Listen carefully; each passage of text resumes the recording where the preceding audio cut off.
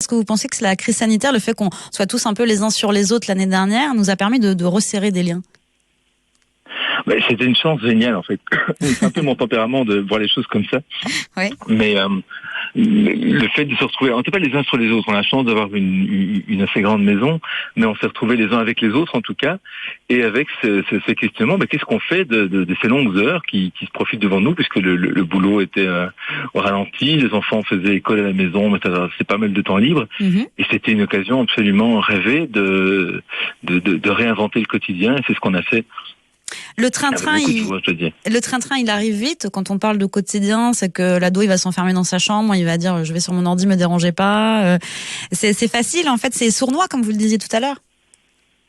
Il n'y a pas que les ados qui vont s'enfermer. Nous, on sait faire aussi. Les adultes, ils s'enferment derrière les écrans, notre travail, toutes nos soi-disant obligations personnelles et professionnelles. Il y a, on m'a dit de créativité, je crois à la discipline. On peut, même avec tout ce que ça a de paradoxal, s'octroyer la discipline du changement, que ce soit seul ou en famille. Oui, mais c'est des efforts. Vous parlez de discipline. C'est vrai que pour les adultes, quand on rentre du boulot fatigué, qu'on se dit, oh là là, il y a les courses à faire, il y a la cuisine à faire, que chacun a ses problèmes, c'est un vrai effort d'essayer de casser le quotidien et de se dire, on va mettre des choses en place pour que tout le monde passe un bon moment. Pour moi, c'est pas un effort. C'est une conscience, simplement. J'étais avec des amis l'autre jour, il n'y a pas plus tard qu'il y a 2 jours là. Ouais. Et puis on boit l'apéritif, on s'amuse bien. Et puis la routine aurait été que l'apéritif se prolonge, qu'on boive un verre, 2 verres, 3 verres. Puis il y avait une petite fille de 5 ans qui était là, Jade, et avec qui rapidement j'ai établi une complicité, et puis elle a demandé de jouer à un jeu, et puis c'est simplement parti. En fait, les enfants, ils sont très demandeurs. La question, c'est est-ce qu'on les écoute et est-ce qu'on répond à leurs demandes? Souvent c'est non, tout va bien en train de discuter entre grandes personnes, tiens, mets-toi une vidéo et puis laisse-nous tranquille. C'est vrai. C'est tout à jouer. Voilà.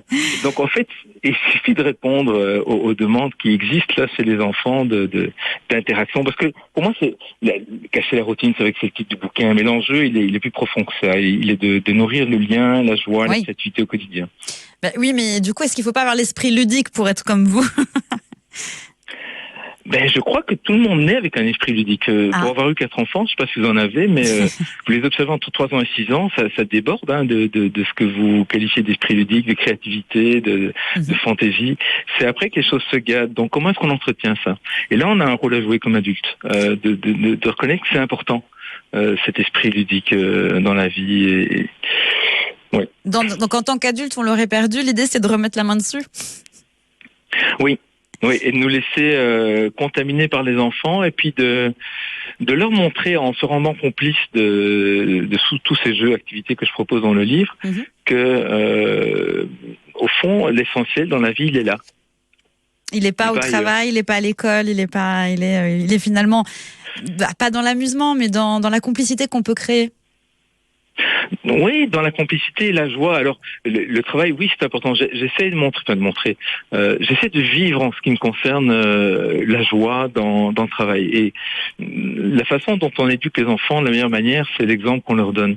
Et donc, s'ils voient que je suis heureux dans mon travail, j'espère que ça leur donnera envie d'être heureux à leur tour quand ils grandissent, et de trouver quelque chose qu'ils aiment. C'est beaucoup plus fort que toutes les paroles qu'on peut leur adresser, je crois. France Bleu, c'est déjà demain.